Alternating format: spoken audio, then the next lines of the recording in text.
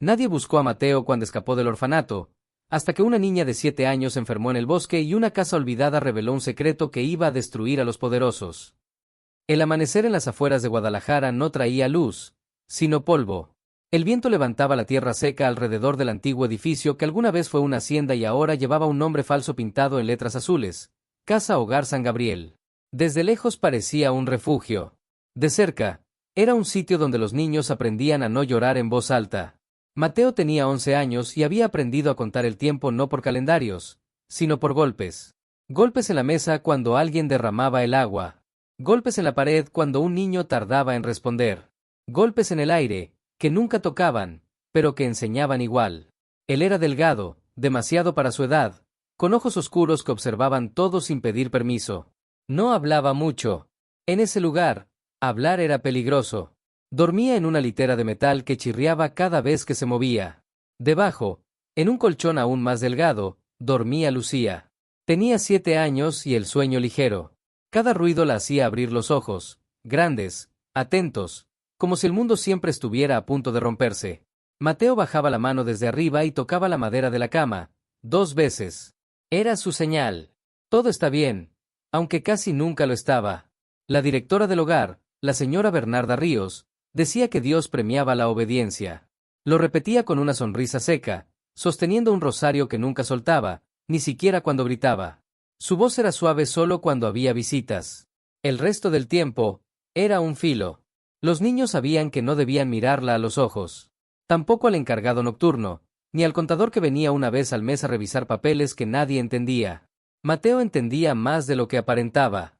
Había aprendido a leer antes de llegar allí, y aunque le quitaron los libros para evitar ideas raras, su memoria seguía funcionando. Sabía que faltaba comida.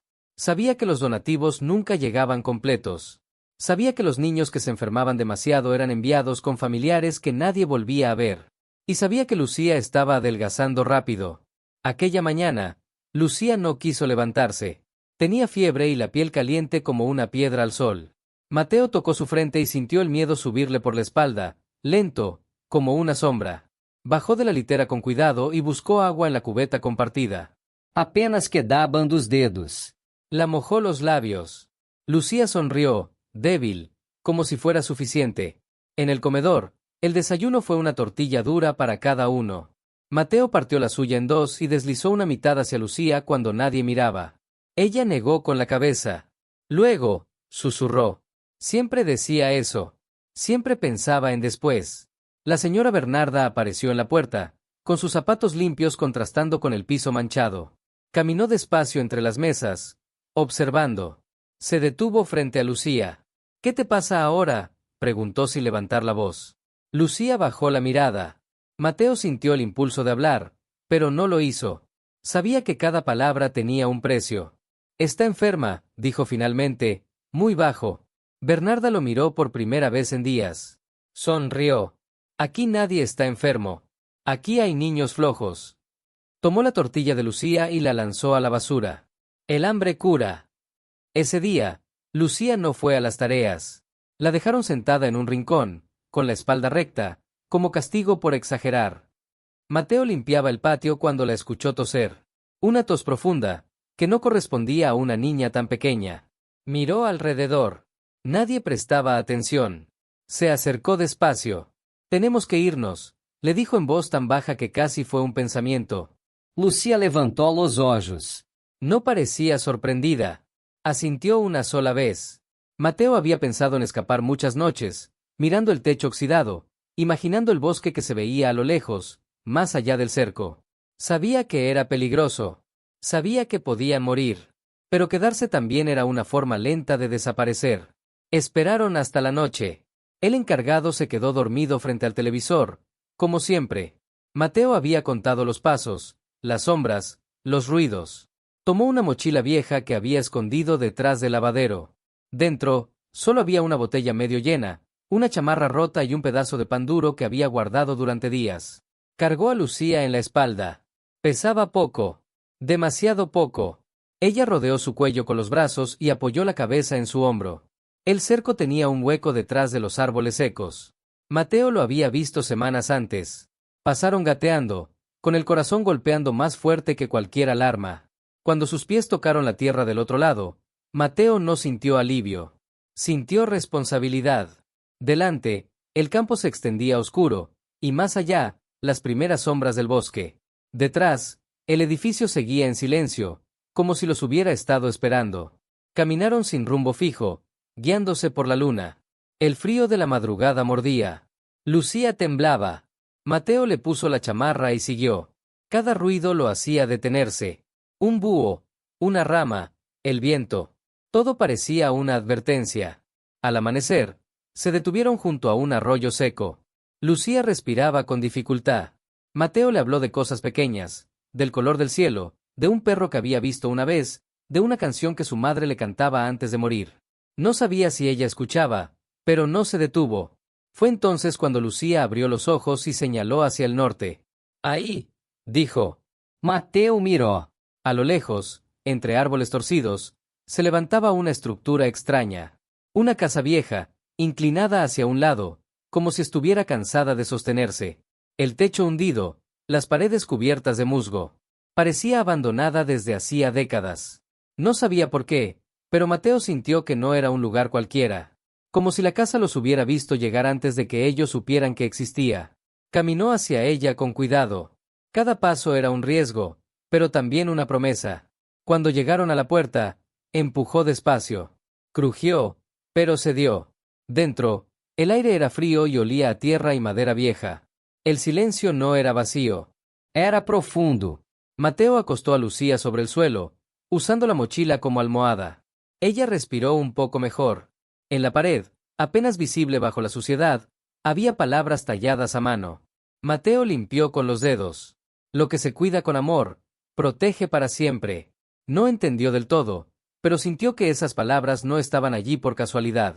A lo lejos, un perro ladró. Mateo miró hacia la entrada, con el cuerpo tenso. Sabía que la huida apenas comenzaba, y que alguien, tarde o temprano, los buscaría. Pero por primera vez en mucho tiempo, Lucía durmió sin temblar. Y eso, para Mateo, ya era una pequeña victoria. La casa inclinada despertó con ellos. No con ruidos, sino con pequeños cambios casi invisibles. Una gota que caía del techo roto, una ráfaga de aire que movía el polvo acumulado en el suelo, el crujido lento de la madera al acomodarse con el peso del amanecer. Mateo abrió los ojos de golpe, como si nunca hubiera dormido del todo. Durante un segundo no recordó dónde estaba. Luego vio a Lucía, acurrucada, respirando con dificultad pero viva, y todo regresó de golpe. Se levantó despacio para no despertarla. Caminó hacia la puerta abierta y miró afuera. El bosque estaba cubierto por una neblina ligera. Los árboles parecían más altos de lo que eran, como si vigilaran el lugar. No había caminos claros, ni señales humanas recientes. Eso era bueno. También era peligroso. Mateo regresó junto a Lucía y le tocó el hombro con cuidado. Ella abrió los ojos sin sobresaltarse. Sonrió apenas. Soñé con pan caliente, dijo. No sonaba triste. Sonaba agradecida, como si el sueño hubiera sido suficiente. Mateo no sonrió. Le tocó la frente. Seguía caliente. Tenían que hacer algo. Exploró la casa con pasos lentos. Era más grande de lo que parecía desde afuera. Tenía 2 cuartos principales, una cocina antigua con una estufa de hierro oxidada y, al fondo, lo que alguna vez fue una pequeña capilla doméstica. El techo estaba parcialmente caído, pero aún quedaban restos de veladoras consumidas y una cruz de madera torcida colgada de un clavo. El lugar no daba miedo. Daba respeto. En un rincón encontró una cubeta vieja, agrietada pero usable. Afuera, detrás de la casa, descubrió un pozo cubierto con tablas. Probó el agua con cautela. Estaba fría y clara. Bebió un poco. No sabía a óxido. Volvió corriendo con Lucía. Le dio de beber despacio, sosteniéndole la cabeza. Ella tosió, pero luego tragó. «Sabe a casa», murmuró. Mateo no preguntó qué quería decir. A veces Lucía decía cosas así, como si supiera más de lo que podía explicar. Pasaron el día escondidos. Mateo salió solo una vez, para recoger ramas secas y hojas grandes. Encendió un fuego pequeño usando piedras y una chispa robada de la estufa vieja. No era mucho, pero el calor ayudó. Compartieron el pan duro, mojándolo en agua para que fuera más fácil de comer. Cada mordida era lenta, medida. Al caer la tarde, Mateo escuchó algo que lo hizo tensarse. Voces. Lejanas, pero humanas. Se apagó el fuego de inmediato y cubrió a Lucía con hojas. Se escondieron detrás de una pared caída. El corazón le golpeaba tan fuerte que temió que lo oyeran. Las voces se acercaron un poco, luego se alejaron. Risas. Motor. Talvez campesinos. Tal vez no. Mateo no se movió hasta que el bosque volvió a callar. Esa noche, Lucía empeoró. La fiebre subió y comenzó a delirar. Hablaba de una mujer con trenzas largas, de un hombre que escribía a la luz de una vela, de una campana que no sonaba pero llamaba igual. Mateo la sostuvo, impotente. No sabía rezar bien, pero lo intentó. No pidió milagros. Pidió tiempo. Al amanecer del segundo día, decidió que no podían quedarse sin buscar ayuda. Pero tampoco podían salir juntos. Si alguien los veía, era el fin. Voy a ir y volver, le dijo a Lucía. No te muevas. No abras la puerta. Lucía lo miró fijo. Si no vuelves antes de que el sol esté aquí, señaló el techo roto, me escondo sola. Mateo asintió. Sabía que hablaba en serio. Caminó durante horas siguiendo lo que parecía un sendero viejo. El bosque se abrió poco a poco hasta dejar ver campos y, más allá, una carretera secundaria. Se escondió cuando pasó una camioneta blanca. El estómago le dolía de hambre, pero siguió. Llegó a un pequeño pueblo casi abandonado. Casas bajas, una tienda cerrada, una capilla con la puerta entreabierta. Se acercó con cautela. Dentro, una mujer mayor limpiaba el piso. Tenía el cabello completamente blanco y los movimientos lentos, pero firmes. Disculpe, dijo Mateo, con la voz quebrada. La mujer levantó la mirada. Sus ojos no se sorprendieron. Lo miraron como si ya lo esperaran. «Vienes del bosque», dijo. Mateo asintió. No sabía qué decir. La mujer dejó la escoba y se acercó. «No tienes cara de mentiroso», añadió. «Ni de ladrón». Mateo le contó lo justo. No nombres. No detalles. Solo que una niña estaba enferma y que necesitaban ayuda. La mujer escuchó sin interrumpir. Cuando terminó, fue hacia una mesa y tomó una bolsa con hierbas secas, una botella y un pedazo de tela limpia. «Me llamo Doña Elvira», dijo. «Y esa casa donde estás no está vacía, aunque lo parezca». Mateo no preguntó cómo lo sabía. Regresó corriendo, con miedo de llegar tarde. Cuando vio la casa inclinada entre los árboles, sintió alivio y algo más, como si el lugar mismo hubiera aguantado la respiración esperándolo. Lucía seguía viva. Débil, pero viva. Doña Elvira le había explicado cómo bajar la fiebre. Mateo siguió cada instrucción con cuidado. Limpió, esperó, sostuvo. La noche cayó otra vez. Mientras Lucía dormía, Mateo exploró la capilla con más atención.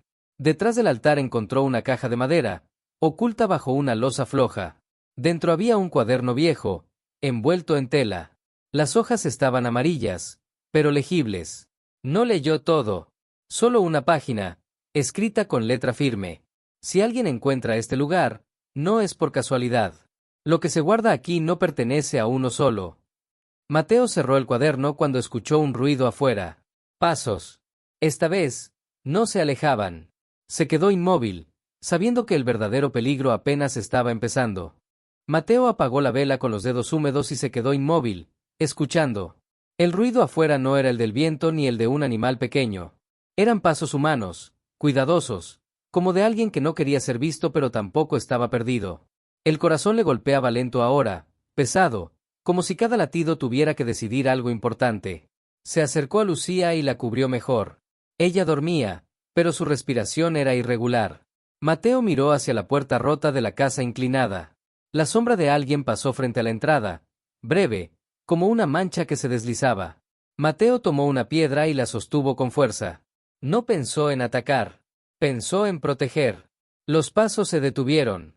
Hubo un silencio largo, incómodo. Luego una tos leve, casi respetuosa.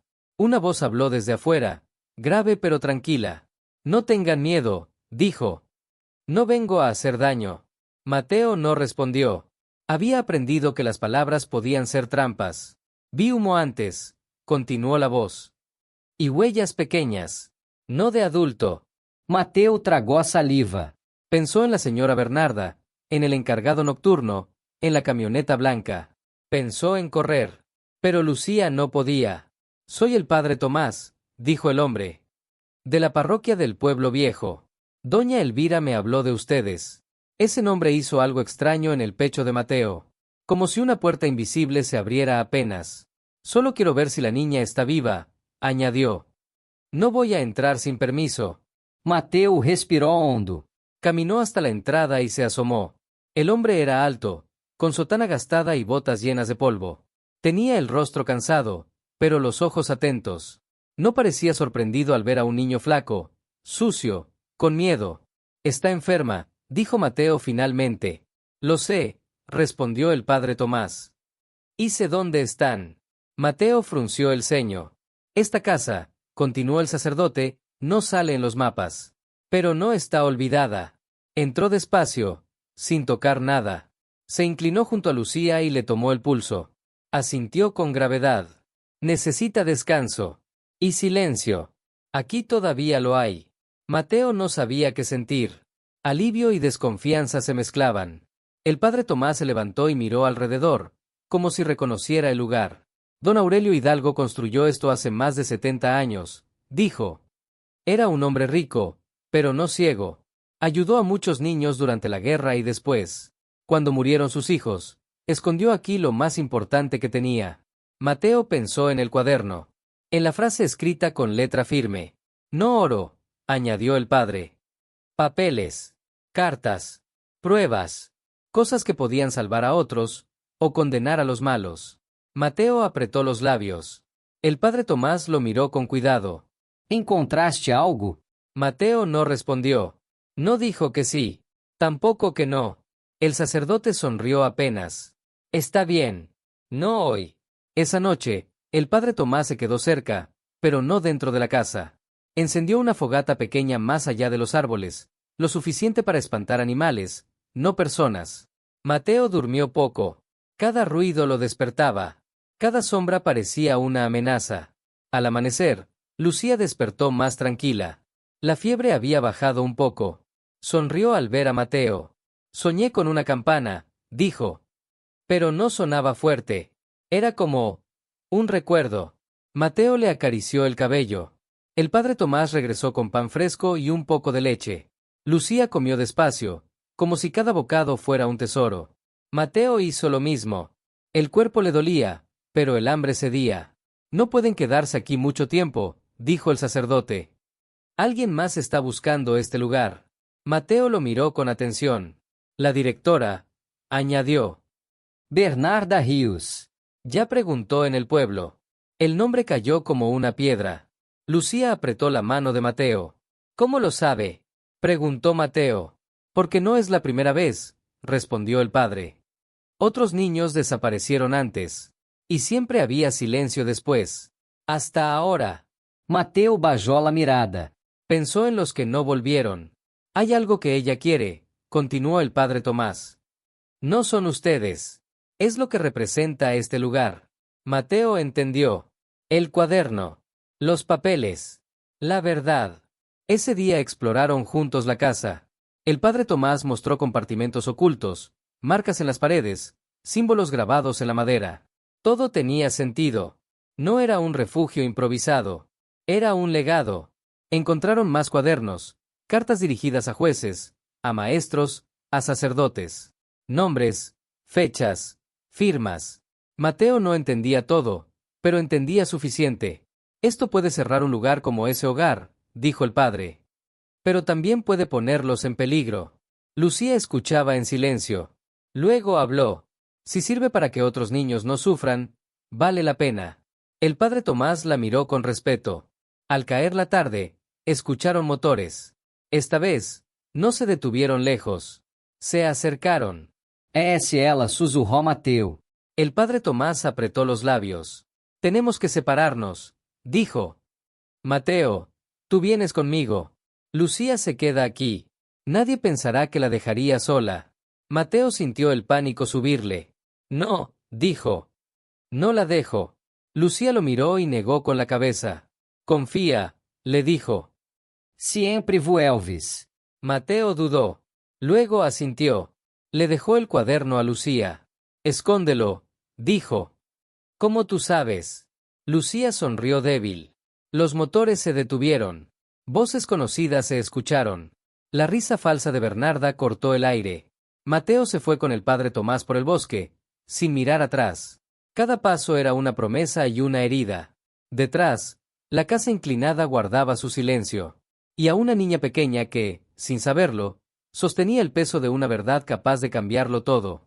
La casa inclinada volvió a quedar en silencio cuando los pasos de Mateo se perdieron entre los árboles. Lucía permaneció inmóvil unos segundos, escuchando cómo el bosque respiraba a su alrededor. Cada hoja que se movía parecía una voz. Cada crujido, una pregunta. Se levantó despacio, con el cuaderno apretado contra el pecho, y caminó hacia la capilla. Allí, el aire era más frío, más antiguo, como si el tiempo se hubiera detenido para cuidar algo frágil.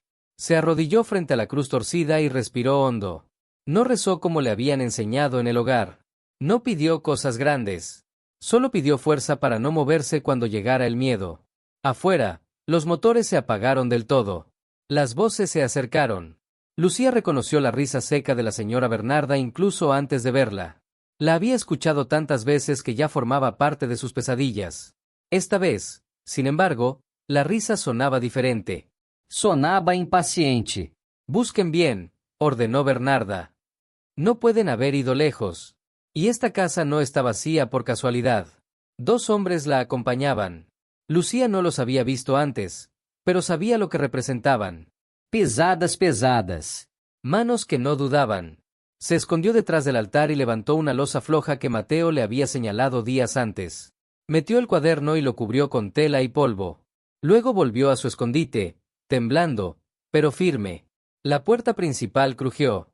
La casa pareció quejarse. Bernarda entró primero, con su rosario brillando demasiado en la penumbra.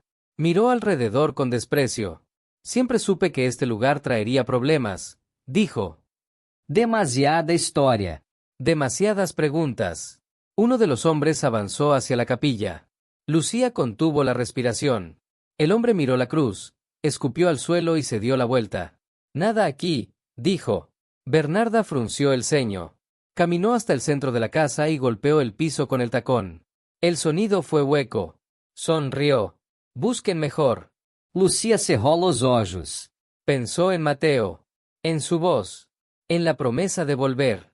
Mientras tanto, a kilómetros de allí, Mateo caminaba sin detenerse junto al padre Tomás.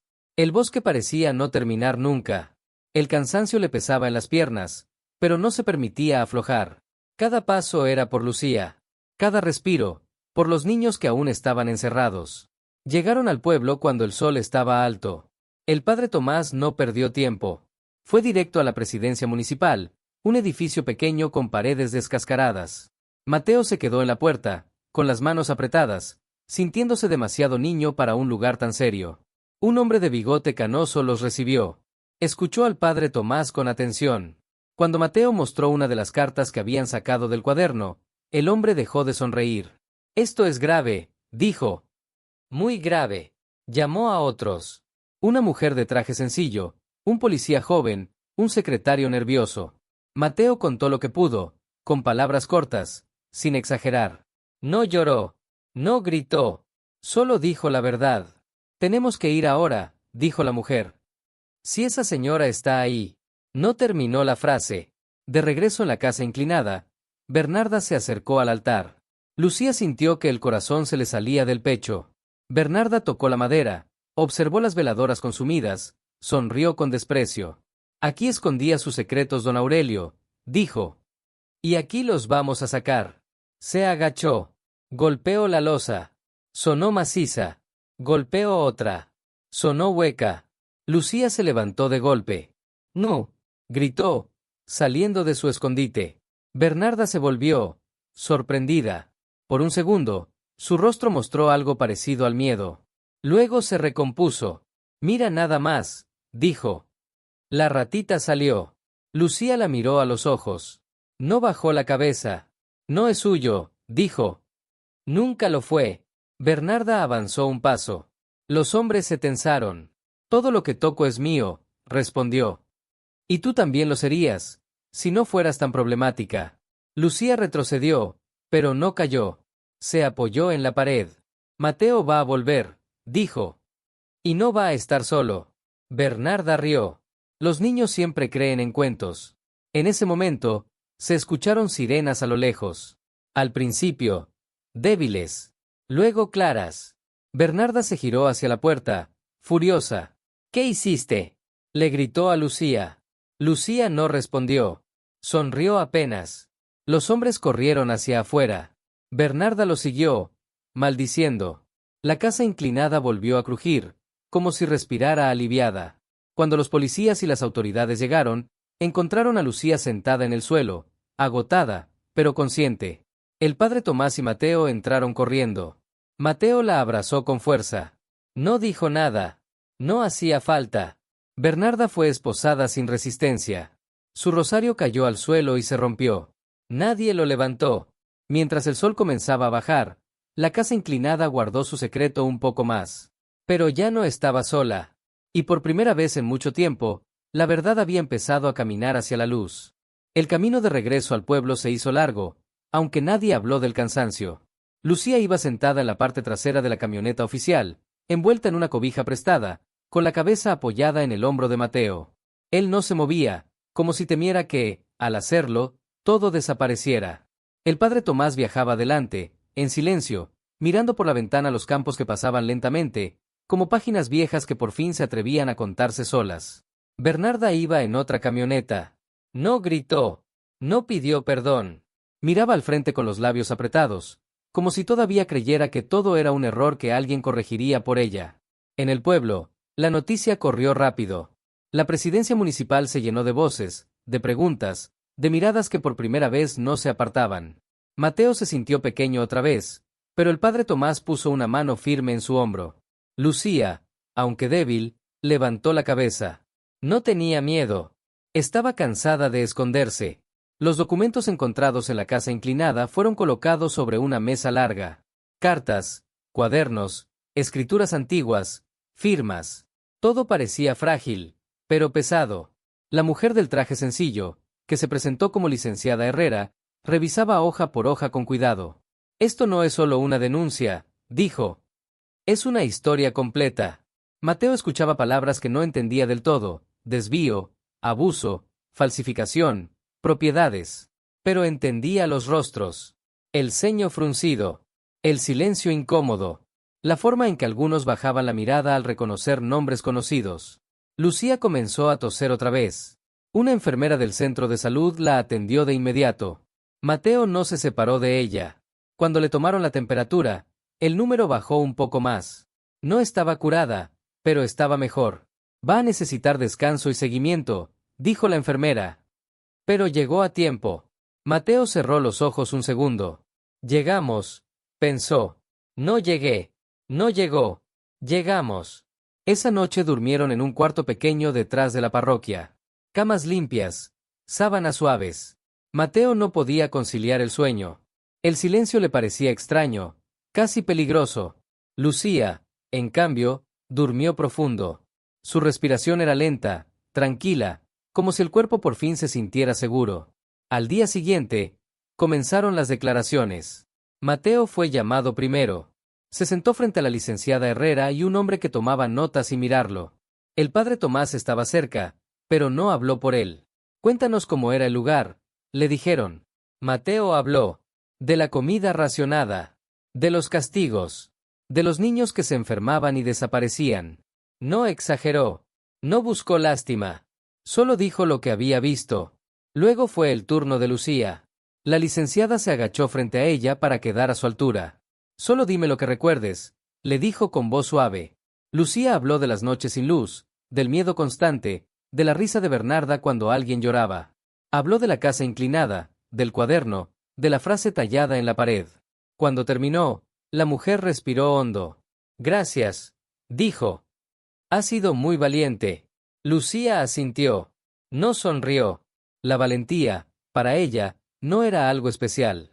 Era lo único que había tenido. Mientras tanto, la casa hogar fue clausurada. Las puertas selladas. Las ventanas cubiertas. Otros niños fueron trasladados a lugares seguros. Algunos lloraban. Otros no. Pero todos salieron. Mateo los vio desde lejos. Reconoció caras. Miradas que habían aprendido a no pedir nada. Sintió algo apretarle el pecho. Quiso correr hacia ellos, decirles que todo iba a estar bien. No lo hizo. Sabía que ahora sí, alguien más se encargaría. Los documentos de don Aurelio revelaron algo más. No solo denunciaban abusos. También hablaban de tierras donadas para escuelas, de fondos destinados a comedores, de acuerdos rotos con el paso de los años. Todo había sido absorbido, manipulado, escondido. Esto va a cambiar muchas cosas, dijo la licenciada Herrera. No rápido. Pero sí de verdad. Bernarda fue trasladada a la capital para enfrentar cargos. Al pasar junto a Mateo y Lucía, los miró con desprecio, pero también con algo más. Algo roto. Mateo sostuvo la mirada. No con odio. Con firmeza. Bernarda fue la primera en apartar los ojos. Los días siguientes fueron de espera. Lucía se recuperaba poco a poco. Mateo ayudaba en la parroquia, limpiando, ordenando. No sabía qué venía después. Nadie se lo decía con claridad. Pero no sentía miedo. Sentía cansancio. Y una calma nueva. Una tarde, la licenciada Herrera los llamó. «Hay algo que quiero que vean», dijo. Los llevó a una oficina pequeña. Sobre la mesa había un documento nuevo, con sellos recientes. Parte de las tierras mencionadas en los escritos de don Aurelio han sido recuperadas, explicó. Ilegalmente, estaban destinadas a la protección de niños sin familia, no a instituciones privadas. Mateo frunció el ceño. ¿Y ahora?, preguntó. La mujer sonrió. Ahora se va a crear un patronato. Público. Transparente. Y queremos que ustedes formen parte de la historia. No como símbolos. Como voces. Lucía levantó la mirada. ¿Podemos ayudar a otros?, preguntó. Sí, respondió la licenciada. De eso se trata. Esa noche, Mateo y Lucía caminaron hasta la entrada del pueblo. Desde ahí se veía, a lo lejos, la línea oscura del bosque. Más allá, la casa inclinada seguía en pie, invisible para muchos, pero presente para ellos. No fue el final, dijo Lucía. Mateo negó con la cabeza. Fue el principio. El viento sopló suave, como pasando una página. Y por primera vez, el futuro no se sintió como una amenaza, sino como un espacio abierto, esperando ser cuidado. Las semanas siguientes no fueron tranquilas, aunque por primera vez no fueron crueles.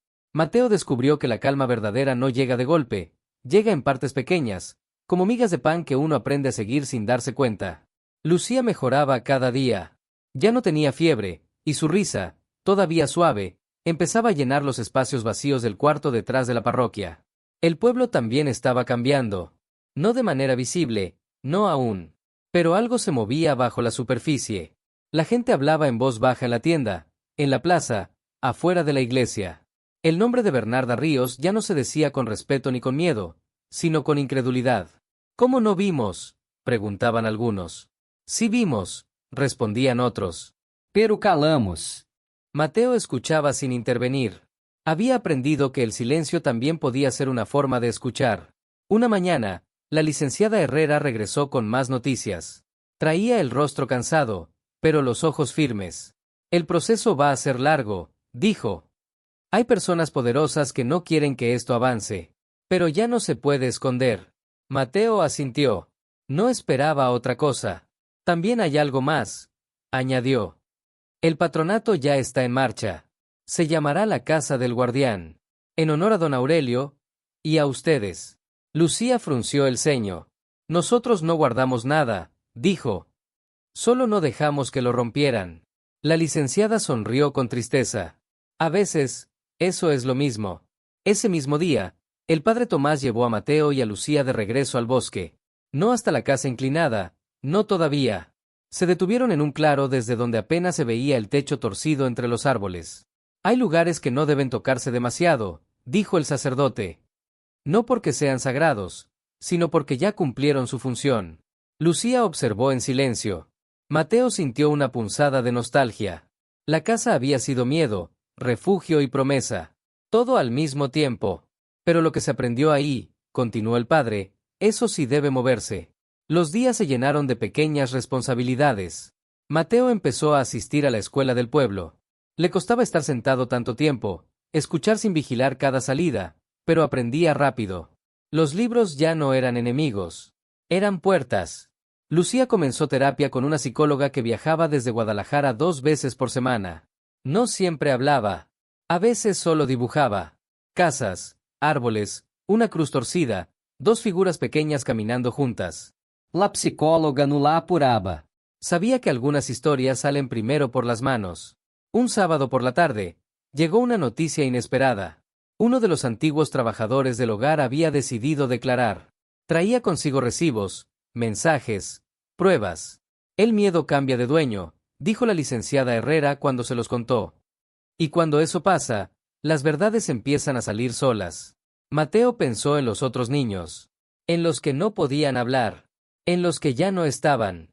¿Van a saberlo?, preguntó. ¿Los que ya se fueron? La mujer bajó la mirada. Tal vez no todos, respondió.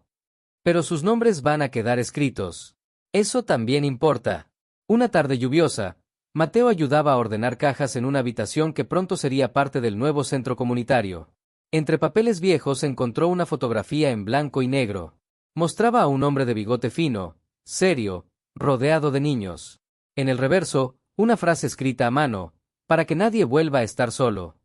Mateo se quedó mirándola largo rato. Sintió algo que no era tristeza ni alegría. Era reconocimiento. Lucía se le acercó. «Es don Aurelio», dijo. Lo soné otra vez. «¿Qué hacía?», preguntó Mateo. «Escribía», respondió. Y sonreía poco. «Como tú». Mateo no supo qué decir. Las amenazas no desaparecieron del todo. Una noche, alguien rayó la pared de la parroquia. Otra, un rumor recorrió el pueblo, diciendo que todo era mentira, que los niños habían sido manipulados. El padre Tomás limpió la pared sin decir nada. La licenciada Herrera respondió con documentos. «La verdad no grita», dijo. «Camina». Un mes después, Bernarda fue formalmente vinculada a proceso. La noticia llegó en una hoja doblada, con sellos oficiales. Mateo leyó el nombre una y otra vez. No sintió triunfo. Sintió cierre. Como cuando una puerta que cruje por fin encaja. Esa noche, Lucía le pidió que la llevara a caminar. «Quiero ver las luces», dijo. Subieron a una colina cercana. Desde ahí, el pueblo parecía pequeño, frágil, pero vivo. Más allá, la carretera, y aún más lejos, la ciudad. «¿Crees que nos quedemos aquí?», preguntó Lucía. Mateo pensó en la escuela, en el centro comunitario, en los niños que llegarían. «Un tiempo», dijo. «Lo suficiente». Lucía asintió. No necesitaba más.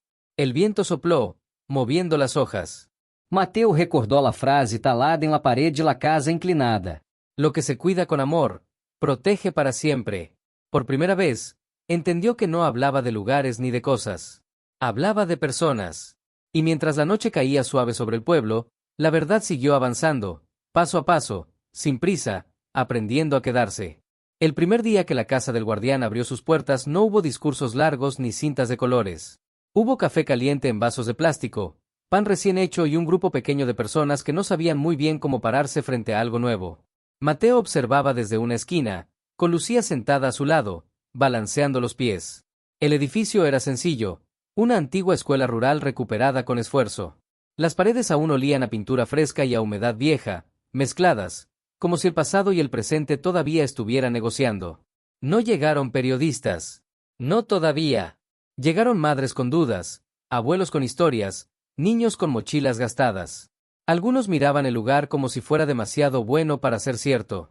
Otros entraban rápido, como si temieran que alguien les dijera que se equivocaron de puerta. Mateo reconoció esas miradas. Eran las mismas que había visto en el hogar.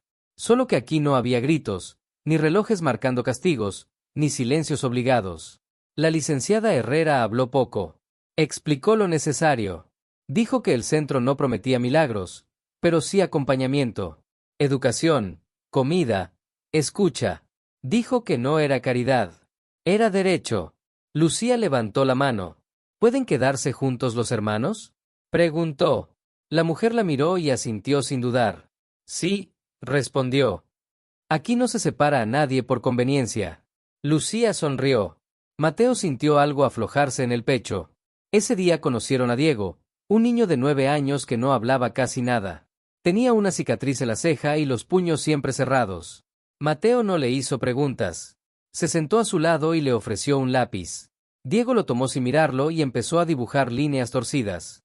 No dijeron nada. No hacía falta. Con el paso de las semanas, Mateo comenzó a ayudar más activamente. No como encargado, no como héroe. Como alguien que entendía. Acompañaba a los niños nuevos, les explicaba dónde estaba el baño, cuando se comía, que nadie les iba a quitar su comida si no la terminaban. Decía esas cosas sin énfasis, como si fueran obvias, aunque sabía que no lo eran. Lucía ayudaba de otra forma. Escuchaba. Se sentaba junto a quien lloraba y no intentaba arreglar nada. A veces solo tomaba la mano. A veces contaba historias pequeñas, de árboles que no se caían aunque estuvieran torcidos, de campanas que sonaban sin hacer ruido. Los adultos la miraban con asombro. Ella no se daba cuenta. Una tarde, el padre Tomás llevó una caja vieja al centro. Dentro había libros rescatados de donaciones olvidadas, juegos incompletos, una campana pequeña de bronce. Estaba en la sacristía, dijo. Nadie la usa ya. Lucía la tomó con cuidado. La movió apenas. Sonó suave, como un recuerdo. Esta sí suena, dijo. Mateo la miró y sonrió. No todo fue fácil. Un grupo de personas del pueblo comenzó a murmurar que el centro traería problemas, que remover el pasado era peligroso. Una noche, alguien dejó una nota bajo la puerta: dejen las cosas como estaban. Mateo la leyó y sintió el viejo miedo asomar. El padre Tomás la rompió sin decir nada. Las cosas como estaban, dijo, nunca fueron justas. La licenciada Herrera reforzó la seguridad, habló con las autoridades estatales, siguió el proceso legal. Bernarda seguía en prisión preventiva. Otros nombres aparecieron. El caso crecía. Un día, llegó una carta desde Guadalajara. Era de una universidad.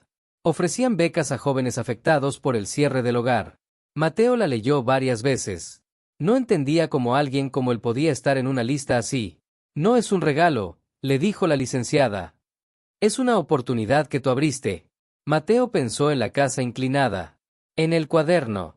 En Lucía escondiendo la verdad bajo una losa floja. Pensó en todo lo que no fue planeado. Todavía no, dijo. Primero esto. Lucía lo miró. Luego, dijo. Siempre hay un luego. Una mañana, Mateo fue invitado a hablar en una reunión regional sobre protección infantil. No quería. Le sudaban las manos solo de pensarlo. Pero fue. Se paró frente a un grupo de adultos y dijo pocas palabras. No habló de sí mismo. Habló del silencio. De cómo el silencio protege a los malos cuando nadie lo cuestiona. No todos aplaudieron. Algunos bajaron la mirada. Eso fue suficiente. Esa noche, regresaron al bosque. Esta vez juntos. El padre Tomás los acompañó hasta donde el sendero se hacía más estrecho y se detuvo. Hasta aquí, dijo. Mateo y Lucía caminaron solos el último tramo. La casa inclinada apareció entre los árboles, igual de cansada, igual de firme. Entraron despacio. El polvo seguía ahí. La cruz torcida también. La frase en la pared, intacta. Lucía tocó la madera. Gracias, susurró. Mateo dejó la fotografía de don Aurelio sobre el altar. No como despedida, sino como reconocimiento. Al salir, Mateo miró atrás una última vez. No sintió tristeza. Sintió continuidad. De regreso al pueblo, la noche estaba clara. Las luces parecían más cercanas. Lucía caminaba sin cansarse. ¿Crees que esto siga cuando seamos grandes?, preguntó. Mateo pensó en Diego, en los niños nuevos, en las puertas abiertas. Sí, dijo. Porque no depende solo de nosotros. Lucía asintió. El camino se abrió frente a ellos, no como promesa perfecta, sino como algo real. Y por primera vez, Mateo entendió que su voz, pequeña y callada durante años, ya no era solo sonido. Era camino. El tiempo no pasó rápido, pero pasó. Y eso, para Mateo, ya era una forma de milagro. Los días comenzaron a ordenarse sin necesidad de vigilar cada esquina. Las mañanas tenían rutina. Las noches, descanso. La casa del guardián ya no olía a pintura fresca, sino a comida compartida y a libros usados. El ruido que antes asustaba ahora anunciaba vida. Lucía cumplió 8 años en el centro. No hubo fiesta grande. Hubo un pastel sencillo, hecho por las mujeres del pueblo, y una vela que se apagó de un solo soplido. Cuando pidió su deseo, no lo dijo en voz alta. Mateo no preguntó. Había aprendido que algunas cosas solo funcionan si se quedan adentro. Ese mismo mes, comenzaron a llegar investigadores desde Guadalajara, historiadores, abogados, personas que hablaban de don Aurelio Hidalgo con respeto nuevo. Los documentos encontrados en la casa inclinada se convirtieron en piezas clave para recuperar terrenos, para abrir expedientes olvidados, para nombrar a quienes habían sido borrados. Mateo observaba desde lejos. No le gustaba el ruido de las reuniones largas, pero entendía su importancia. Sabía que la verdad, para sostenerse, necesitaba manos distintas. Una tarde, uno de los historiadores se acercó a él. «Tú encontraste el cuaderno, ¿verdad?», preguntó. Mateo dudó. «No solo yo», respondió. El hombre sonrió. «Eso pensé». Lucía seguía ayudando a su manera. Acompañaba a los niños más pequeños cuando llegaban. Les mostraba dónde guardar sus cosas. Les decía que nadie iba a revisar sus bolsillos sin permiso. Algunos la miraban sin entender. Otros se aferraban a su mano. Una niña nueva, Sofía, no hablaba nada. Tenía 6 años y los ojos siempre bajos. Lucía se sentó a su lado durante días sin decir una palabra. Solo dibujaban juntas. Un árbol torcido. Una casa pequeña. Un camino. El 5.º día, Sofía habló. «¿Aquí se queda uno?», preguntó. Lucía asintió. «Sí. Hasta que quieras irte». Sofía lloró en silencio. Lucía no la soltó. Mientras tanto, el proceso legal avanzaba. No sin resistencia. Aparecieron abogados caros, excusas, intentos de retrasar todo. La licenciada Herrera se mantenía firme. El padre Tomás también. No gritaba. No acusaban en público. Respondían con papeles, con fechas, con hechos. Una mañana llegó la noticia. Bernarda Ríos había sido sentenciada. No a una condena ejemplar, como algunos esperaban, pero sí suficiente para que no volviera a tocar una institución infantil. Además, se ordenó la reparación del daño y la apertura de una comisión de seguimiento. Mateo leyó la noticia en el periódico del pueblo. No sintió alivio inmediato. Sintió algo más lento, más profundo, como cuando una herida deja de doler, pero sigue ahí, recordando. «¿Ya está?», preguntó Lucía. Mateo negó con la cabeza.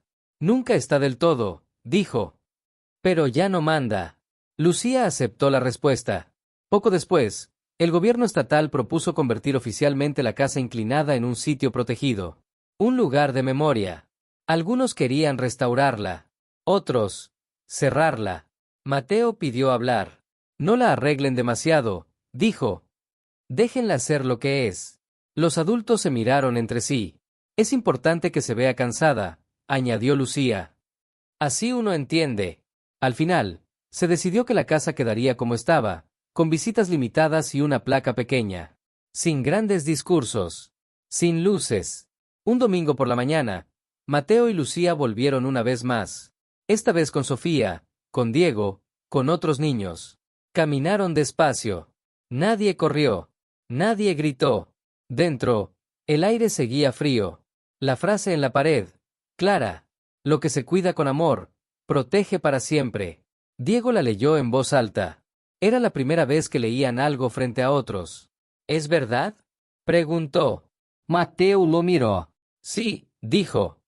«Pero hay que aprender a cuidarlo». Antes de irse, Lucía dejó la campana pequeña sobre el altar. La tocó una vez. Sonó suave. «Para que se acuerde», dijo. De regreso al pueblo, el camino parecía distinto. No más corto. Más ligero.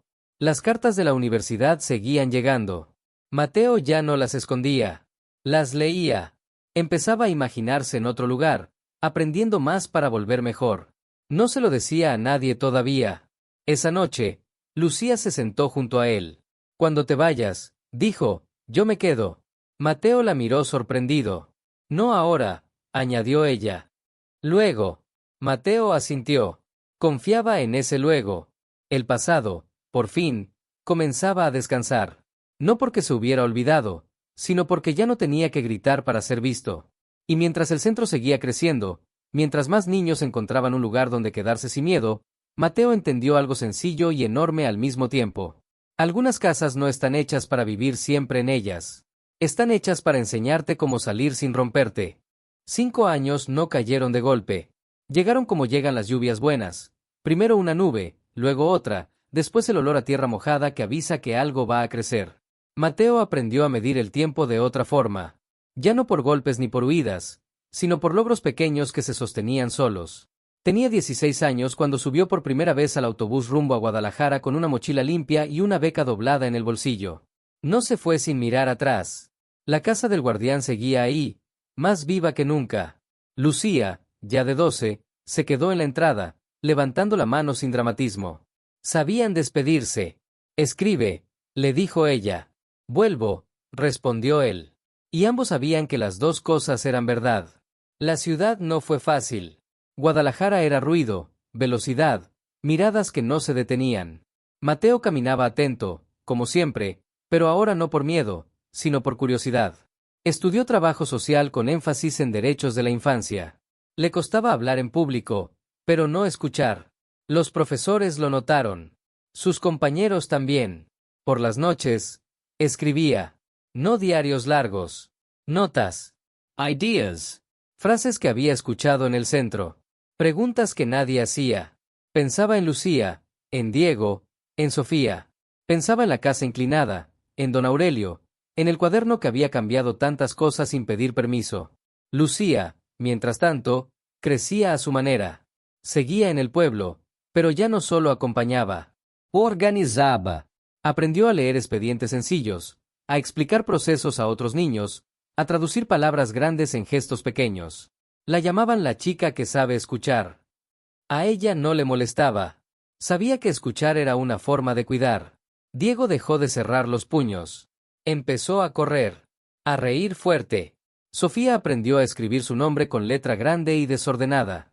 Otros llegaron. Algunos se fueron. El centro no prometía permanencias. Prometía caminos.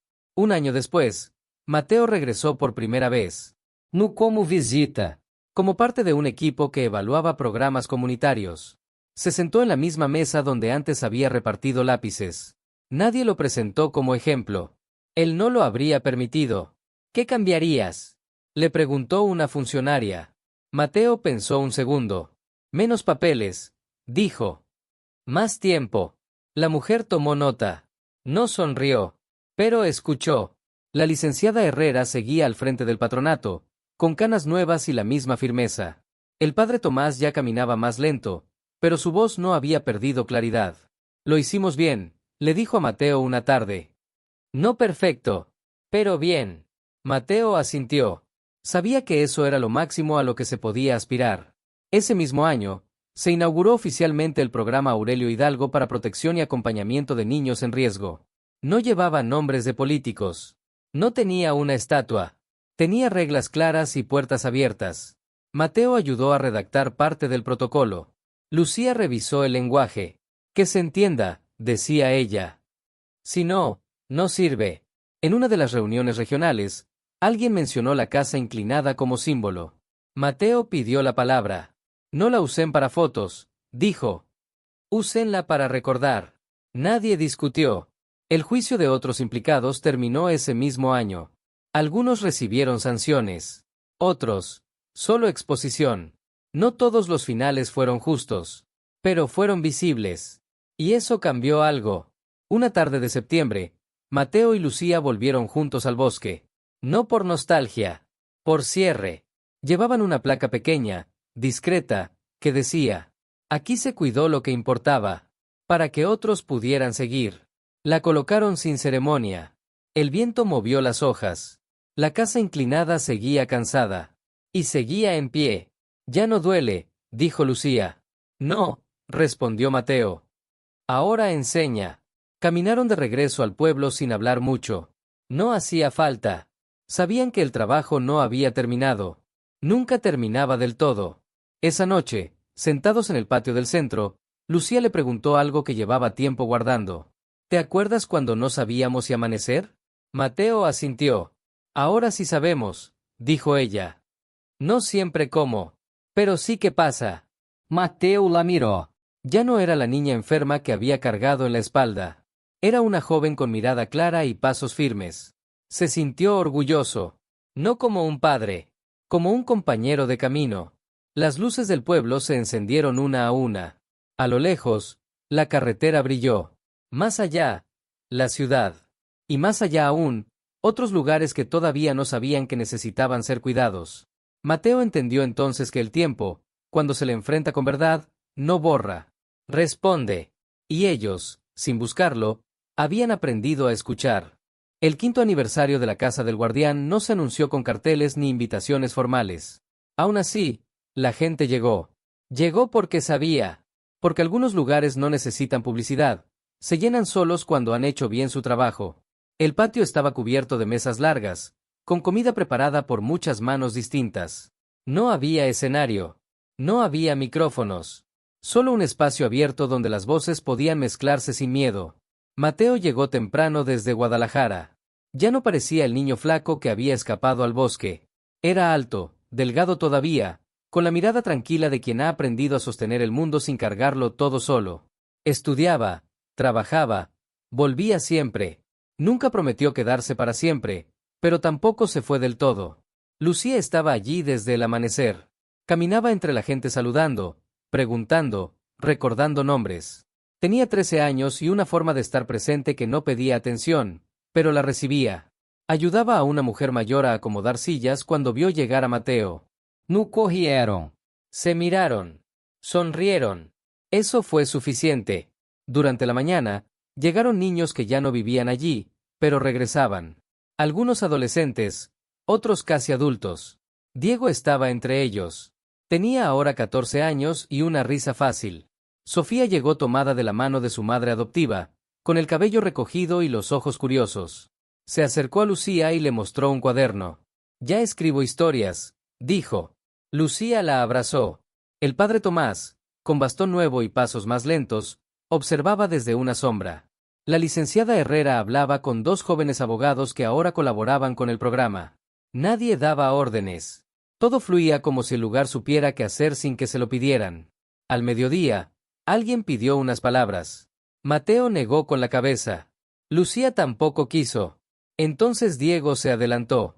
No estaba planeado. Aquí nadie nos salvó, dijo, con la voz temblando un poco. Pero aquí aprendimos a no perdernos. Hubo silencio. No aplausos ruidosos. Solo asentimientos. Lágrimas discretas. Mateo sintió un nudo en la garganta. Miró alrededor.